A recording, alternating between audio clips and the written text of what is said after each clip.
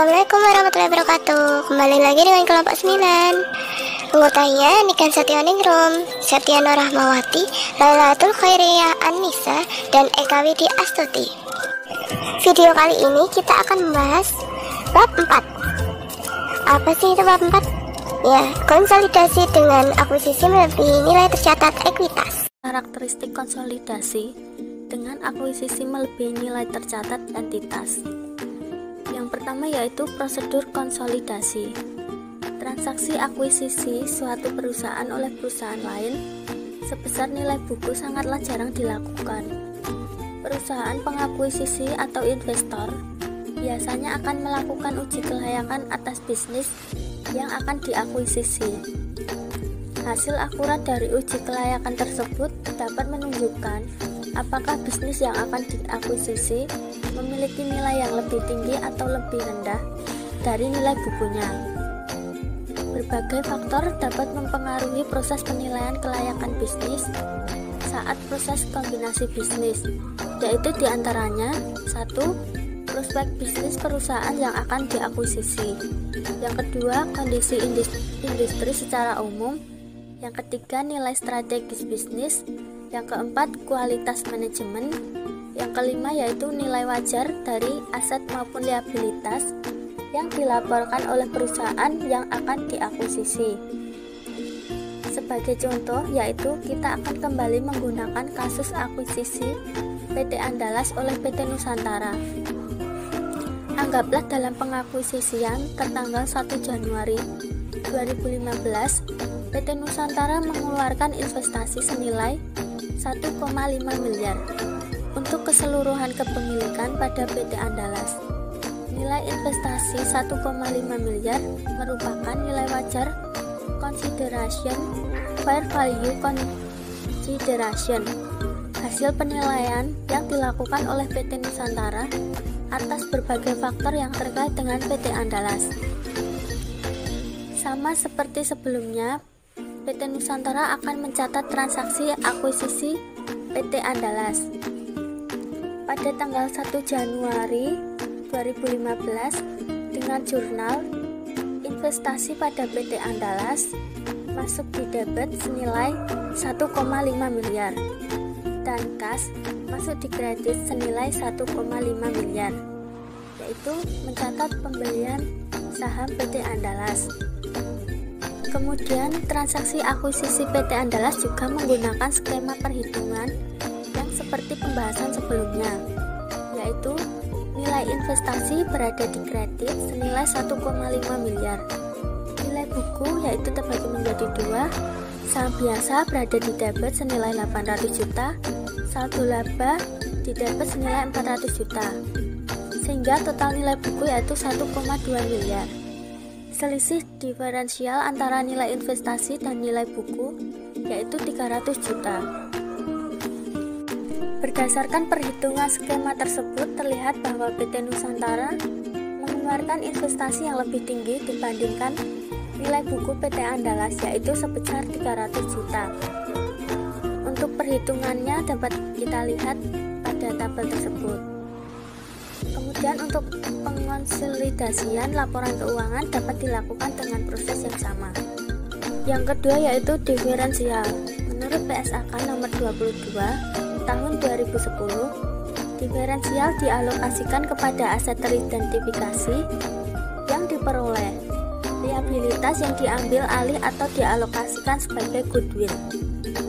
Diferensial muncul akibat adanya perbedaan nilai wajar akuisisi dan nilai buku aset bersih pada saat konsolidasi. Dapat dilihat ilustrasi diferensial pada akuisisi sebuah entitas. Ketiga yaitu aset teridentifikasi dan liabilitas diambil alih. Aset teridentifikasi yang diperoleh dan liabilitas yang diambil alih secara mudah disebabkan karena adanya perbedaan nilai tercatat atau nilai buku dengan nilai wajar aset atau liabilitas tersebut, dan adanya jurnal eliminasi yaitu untuk mengalokasikan diferensial kepada aset teridentifikasi dan liabilitas. Pengklasifikasian dan penentuan aset teridentifikasi dan liabilitas yang diambil alih perlu didasarkan pada hal-hal sebagai berikut. Yang Yang pertama yaitu persyaratan kontraktual, yang kedua kondisi ekonomi, yang ketiga kebijakan operasional dan akuntansinya, yang keempat kondisi terkait lainnya yang ada pada tanggal terjadinya akuisisi. Sebagai contohnya, PT Nusantara mengakuisisi PT Andalas bahwa perbedaan nilai investasi dan nilai buku disebabkan oleh nilai persediaan yang dinilai lebih tinggi sebesar 50 juta rupiah dan nilai tanah yang lebih tinggi sebesar 250 juta rupiah. Maka diferensial masing-masing akan dialokasikan ke persediaan dan tanah sejumlah nilai tersebut. Pengalokasian diferensial pada aset teridentifikasi menggunakan jurnal eliminasi sebagai berikut. Karena nilai wajarnya lebih tinggi, maka persediaan dan tanah saldonya berada di debit, yaitu persediaan di debit senilai 50 juta dan tanah di debit senilai 250 juta. Untuk yang dikredit yaitu diferensial senilai dengan harga persediaan tanah yaitu sebesar 300 juta rupiah. Selanjutnya yaitu goodwill. Menurut PSAK nomor 22 tahun 2010, goodwill adalah selisih antara nilai agregat dari imbalan yang dialihkan, jumlah kepentingan pengendali, dan nilai wajar kepentingan ekuitas. Goodwill tidak diamortisasikan, tetap merupakan subjek penurunan nilai menurut ketentuan PSAK nomor 48. Perhitungan goodwill yaitu imbalan yang dialihkan ditambah dengan kepentingan non pengendali ditambah dengan nilai wajar kepemilikan sebelumnya dan dikurangi jumlah neto aset teridentifikasi dan liabilitas diakui sehingga nanti menemukan hasilnya goodwill. Dalam kasus akuisisi PT Andalas dan PT Nusantara, jika diasumsikan bahwa perbedaan nilai investasi dan nilai buku disebabkan oleh goodwill, maka pengalokasian diferensial pada goodwill menggunakan jurnal eliminasi sebagai berikut, yaitu mengontribusikan diferensial terhadap goodwill. Dengan jurnalnya, goodwill pada diferensial, goodwill berada di debit senilai 300 juta rupiah dan diferensial berada di kredit senilai 300 juta rupiah. Selanjutnya yaitu pembelian dengan diskon. Nilai wajar akuisisi lebih rendah dibandingkan nilai tercatat aset bersih. Goodwill negatif terjadi pada harga diskon atau bargain purchase. Sebagai contoh, PT Nusantara membeli PT Andalas seharga 1 miliar. Diketahui bahwa nilai wajar dari persediaan dan tanah adalah 50 juta dan 150 juta lebih tinggi dibandingkan nilai bukunya. Maka nilai wajar dari aset bersih adalah 1,4 miliar. Maka terdapat selisih sebesar 400 juta antara nilai wajar aset bersih PT Andalas dengan konsiderasi nilai wajar yang diserahkan oleh PT Nusantara. Berdasarkan transaksi tersebut, PT Nusantara akan mencatat jurnal yaitu sebagai berikut. Pada 1 Januari 2015, yang akunnya yaitu investasi pada PT Andalas senilai 1 miliar berada di debit dan kas berada di kredit senilai 1 miliar. Yang kemudian mencatat jurnal eliminasi saat melakukan konsolidasi, yaitu saham biasa PT Andalas dan saldo laba berada di debit. Saham biasa diperoleh dari laporan posisi keuangan PT Nusantara dan PT Andalas di bagian PT Andalasnya, yaitu saham biasanya 800 juta dan saldo laba 400 juta, sehingga diferensialnya nilainya 200 juta, yaitu selisih antara jumlah saham biasa dan saldo laba. 200 juta yaitu berada di kredit. Kemudian investasi pada PT Andalas karena melakukan konsolidasi sehingga berada di kredit senilai 1 miliar. Kemudian mencatat jurnal eliminasi saat mengalokasikan diferensial, yaitu dapat kita lihat bahwa harga akuisisi senilai 1 miliar sedangkan nilai tercatat aset bersih 1,4 miliar. yaitu menandakan bahwa nilai wajar akuisisi lebih kecil daripada nilai tercatat aset bersih, sehingga memunculkan goodwill negatif, yaitu nilai wajar akuisisi senilai 1 miliar dan nilai tercatat aset bersih senilai 1,4 miliar, yaitu dikurangkan sehingga hasilnya goodwill negatif senilai 400 juta, yaitu akunnya persediaan 50 juta di debit, tanah 150 juta di debit, diferensial 200 juta di debit, dan yaitu yang dikredit keuntungan pembelian aset yaitu 400 juta. Yang selanjutnya yaitu akuisisi dengan kepemilikan penuh, konsolidasi sesaat setelah akuisisi. Sebagai ilustrasi konsolidasi atas akuisisi dengan kepemilikan penuh untuk kombinasi bisnis yang dilakukan di atas nilai tercatat akan digunakan kasus akuisisi PT Andalas oleh PT Nusantara dengan memodifikasi informasi sebagai berikut, yaitu PT Nusantara membeli seluruh saham PT Andalas seharga 1,5 miliar. Pada gambar 4.3 disediakan informasi nilai buku dan nilai wajar dari aset teridentifikasi yang diperoleh dan liabilitas yang diambil alih milik PT Andalas. Diketahui bahwa nilai buku dari seluruh aset bersih PT Andalas yaitu 1,4 miliar, sehingga terdapat diferensial dari akuisisi ini sebesar 300 juta yang dialokasikan kepada goodwill sebesar 100 juta dan aset teridentifikasi lainnya sebesar 200 juta. Sebagai gambaran, transaksi akuisisi PT Nusantara terhadap PT Andalas ditunjukkan pada gambar 4.3 berikut ini, yaitu diferensial 300 juta terdapat dari nilai akuisisi yaitu 1,5 miliar dikurangkan dengan nilai buku aset bersih yaitu 1,2 miliar sehingga mendapatkan hasil 300 juta. Kemudian konsiderasi nilai wajar yaitu 1,5 miliar, nilai wajar aset bersih 1,4 miliar, dan nilai buku aset bersih 1,2 miliar, yaitu terdapat dari saham biasa ditambah dengan saldo laba, yaitu 800 juta ditambah dengan 400 juta sehingga hasilnya 1,2 miliar. Kemudian goodwillnya yaitu 100 juta dan selisih nilai wajar nilai buku aset teridentifikasi dan liabilitas diambil alih yaitu 200 juta. Kita lihat laporan posisi keuangan PT Nusantara dan PT Andalas per 1 Januari 2015. Karena di situ terdapat nilai buku dan nilai wajar, maka kita hitung terlebih dahulu selisihnya. Dan didapatkan selisih kesediaan yaitu 50 juta, tanah 210 juta, bangunan dan peralatan minus 60 juta rupiah. Dan selisih itu nanti yang akan dimasukkan dalam jurnal eliminasi untuk melakukan pengalokasian. Kemudian PT Nusantara akan mencatat transaksi akuisisi PT Andalas pada bukunya sebagai berikut. Pada 1 Januari 2015, karena sebelumnya PT Nusantara membeli 1,5 miliar saham PT Andalas, maka jurnalnya yaitu investasi pada PT Andalas di debit senilai 1,5 miliar dan di kas senilai 1,5 miliar berada di kredit. Dan yang selanjutnya yaitu jurnal untuk mengeliminasi ekuitas anak dalam pengkonsolidasian laporan keuangan sesaat setelah akuisisi.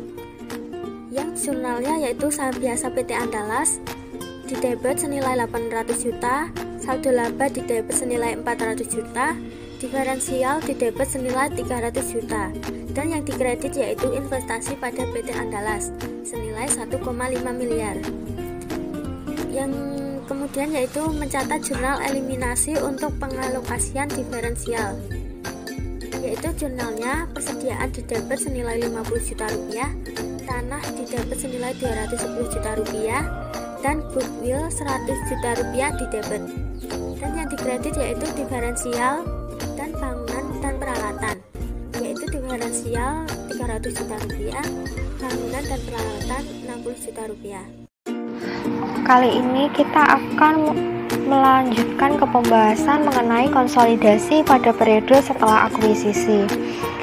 Untuk periode setelah terjadinya akuisisi, atas akuisisi yang dilakukan di atas nilai tercatat tidak ada perbedaan mendasar jika dibandingkan dengan konsolidasi ketika akuisisi dilakukan pada nilai tercatat.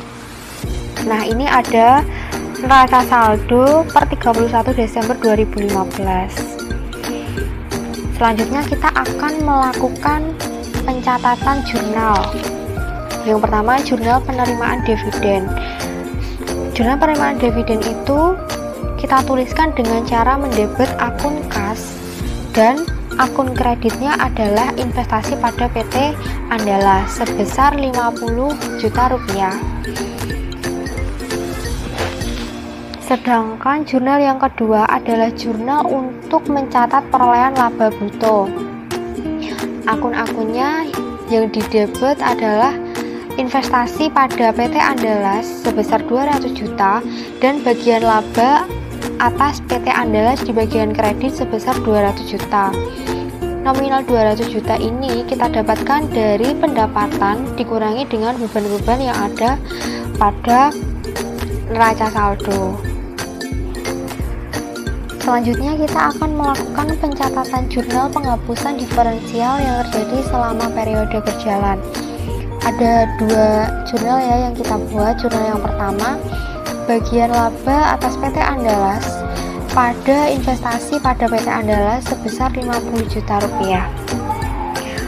Jurnal ini digunakan untuk menyesuaikan penghasilan dari PT Andalas karena diferensial yang terkait dengan persediaan telah terjual sehingga aset tersebut tidak lagi dimiliki oleh PT Andalas pada akhir tahun pelaporan. Jurnal yang kedua yaitu bagian laba atas PT Andalas didebit sebesar 5 juta dan akun investasi pada PT Andalas sebesar 5 juta rupiah di sisi kredit. Jurnal ini digunakan untuk menyesuaikan diferensial terkait nilai wajar bangunan dan peralatan yang lebih rendah jika dibandingkan dengan nilai bukunya. Jurnal eliminasi selanjutnya yang harus kita buat untuk menghapus kepemilikan PT Nusantara atas PT Andalas serta ekuitas dari PT Andalas pada awal periode konsolidasi. Akun yang didebet adalah saham biasa PT Andalas sebesar 800 juta rupiah, saldo laba sebesar 400 juta rupiah, diferensial sebesar 300 juta rupiah, dan yang dikredit adalah investasi pada PT Andalas sebesar 1.500.000 juta rupiah. Kemudian jurnal eliminasi selanjutnya untuk mengalokasikan diferensial terhadap aset teridentifikasi. Akun-akun yang harus kita debit adalah beban pokok penjualan sebesar 50 juta, tanah sebesar 210 juta, dan goodwill sebesar 100 juta. Lalu di sisi kredit kita isikan akun bangunan dan peralatan sebesar 60 juta rupiah, diferensial sebesar 300 juta rupiah.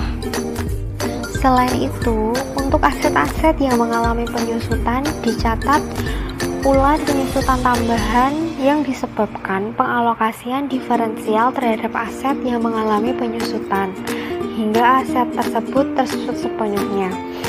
Nah, ini contohnya yang didebet akumulasi penyusutan bangunan dan peralatan sebesar 5 juta rupiah pada beban penyusutan sebesar 5 juta rupiah. Akun 5 juta rupiah ini kita peroleh dari 60 juta rupiah dibagi 12, jadinya 5 juta. Setelah kita melakukan pencatatan jurnal dan juga membuat jurnal eliminasi, selanjutnya kita harus memposting atau memindahkan jurnal yang kita buat tadi ke kertas kerja konsolidasian. Jika kita sudah membuat kertas kerja konsolidasian, maka kita dapat menghitung laba bersih dan saldo laba konsolidasian dengan cara saldo laba PT Nusantara per 1 Januari 2015 sebesar 1.500.000 juta rupiah ditambah dengan laba bersih PT Nusantara sebesar 755 juta rupiah dikurangi dengan bagian laba atas PT Andalas sebesar 155 juta rupiah, ditambah porsi milik PT Nusantara atas laba PT Andalas sebesar 200 juta rupiah, ditambah amortisasi diferensial terkait bangunan dan peralatan sebesar 5 juta, dan dikurangi penghapusan diferensial terkait persediaan jumlahnya 50 juta. Dividen diumumkan oleh PT Nusantara sebesar 300 juta ini dikurangkan. Nah, dari hasil penjumlahan dan pengurangan tadi ketemu hasil 1.955 juta rupiah. Nominal ini kita sebut dengan laba rugi konsolidasian. Yang selanjutnya yaitu konsolidasi pada periode setelah terjadinya akuisisi. Pada periode setelah periode terjadinya akuisisi, ada beberapa hal yang harus diperhatikan ketika menyiapkan laporan keuangan konsolidasian untuk entitas anak yang diakuisisi tidak pada nilai tercatat. Karena pada pengakuisisian yang tidak dilakukan pada nilai tercatat menimbulkan diferensial yang perlu dialokasikan terhadap aset diperoleh atau liabilitas diambil alih, atau bahkan goodwill. Maka, entitas induk perlu memastikan bahwa diferensial tersebut telah diukur secara tepat. Sebagai ilustrasi, kita akan melanjutkan proses penyiapan laporan keuangan konsolidasian PT Nusantara dan entitas anak. Di sini ada tabel neraca saldo. Berdasarkan informasi yang disajikan dalam neraca saldo, PT Nusantara melaporkan laba bersih sebesar 1 miliar serta membagikan dividen sebesar 400 juta. Sedangkan PT Andalas melaporkan laba bersih sebesar 250 juta dan membagikan dividen sebesar 100 juta. Selain itu, diketahui informasi bahwa PT Nusantara telah melakukan upaya penilaian untuk menentukan terjadinya penurunan nilai atas investasi pada PT Andalas. Hasil evaluasi menunjukkan bahwa nilai wajar PT Andalas lebih rendah dari nilai tercatat dikarenakan realisasi penghasilan yang diberikan ternyata yang lebih rendah dibandingkan ekspektasi penghasilan ketika melakukan investasi. Selanjutnya yaitu akuisisi dengan kepemilikan sebagian. Pada bagian sebelumnya kita telah melihat bagaimana proses penyusunan laporan keuangan konsolidasian untuk pengakuisisian yang terjadi tidak pada nilai tercatat serta atas kepemilikan penuh. Pada bagian ini kita akan melihat bagaimana proses penyusunan laporan keuangan konsolidasian untuk pengakuisisian yang terjadi tidak pada nilai tercatat serta atas kepemilikan sebagian. Dalam penyusunan laporan keuangan konsolidasian tidak pada nilai tercatat kepemilikan sebagian, ada hal yang perlu diperhatikan, yaitu keberadaan kepentingan non-pengendali. Hal ini dimaksudkan untuk menunjukkan kepada pengguna laporan keuangan seberapa besar bagian dari aset bersih yang dimiliki entitas anak yang tidak dikuasai oleh entitas induk. Dalam hal ini, nilai yang diatribusikan kepada kepentingan non-pengendali termasuk bagian laba rugi dan setiap komponen yang diakui sebagai bagian penghasilan komprehensif lain. Yang pertama yaitu ilustrasi konsolidasian dengan kepemilikan sebagian. Untuk ilustrasi pengonsolidasian laporan keuangan atas kepemilikan sebagian, kembali kita menggunakan kasus PT Nusantara yang mengakuisisi PT Andalas. Merujuk kembali dengan memodifikasi informasi sebagai berikut, yaitu PT Nusantara membeli 75% saham PT Andalas seharga 1.200.000.000. Pada saat diakuisisi, diketahui pula bahwa nilai wajar dari kepentingan non-pengendali sebesar 300 juta. Sedangkan nilai wajar seluruh aset dan liabilitas PT Andalas sebesar 1.400.000.000. Nilai buku dari seluruh ekuitas PT Andalas sebesar 1.200.000.000. Sehingga terdapat diferensial dari akuisisi ini sebesar 300 juta dan dialokasikan pada goodwill sebesar 100 juta dan aset teridentifikasi lainnya sebesar 200 juta. Dan berikut gambarannya. Laporan posisi keuangan konsolidasian PT Nusantara dan entitas anak sesaat setelah transaksi akuisisi dapat dilihat pada gambar berikut ini. Dapat terlihat dari hasil yang tertera pada total aset, jumlah aset konsolidasian tidak mengalami perubahan dibandingkan jumlah aset konsolidasian ketika akuisisi dilakukan pada nilai tercatat. Hal yang membedakan adalah komposisi aset yang sekarang dimiliki konsolidasian sedikit berbeda dengan yang ditunjukkan pada gambar di atas. Laporan posisi keuangan konsolidasian menunjukkan bahwa PT Nusantara dan anak perusahaan kali ini memiliki nilai persediaan dan tanah yang lebih tinggi serta bangunan dan peralatan yang lebih rendah sebagai dampak perubahan nilai wajar aset-aset. Selain itu, muncul juga akun lain yaitu goodwill untuk mencatat pengakuan kelebihan biaya investasi atas nilai wajar aset bersih yang dikeluarkan perusahaan induk atau PT Nusantara saat mengakuisisi anak perusahaan yaitu PT Andalas. Selain itu, muncul pula suatu akun baru yakni kepentingan non-pengendali yang menjadi cerminan besarnya hak non-pengendali atas aset yang dimiliki oleh anak perusahaan. Yang kedua yaitu konsolidasian pada periode akuisisi. Melanjutkan ilustrasi akuisisi yang dilakukan oleh PT Nusantara terhadap PT Andalas.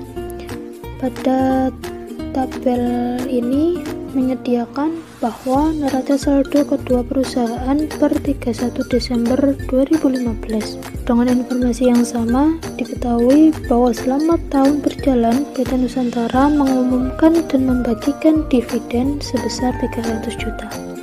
Sedangkan PT Andalas mengumumkan dan membagikan dividen sebesar 50 juta.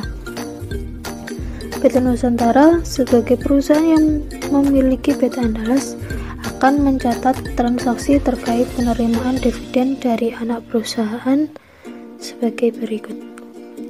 Dan ini merupakan tabel neraca saldo PT Nusantara dan PT Andalas per tanggal 31 Desember 2015.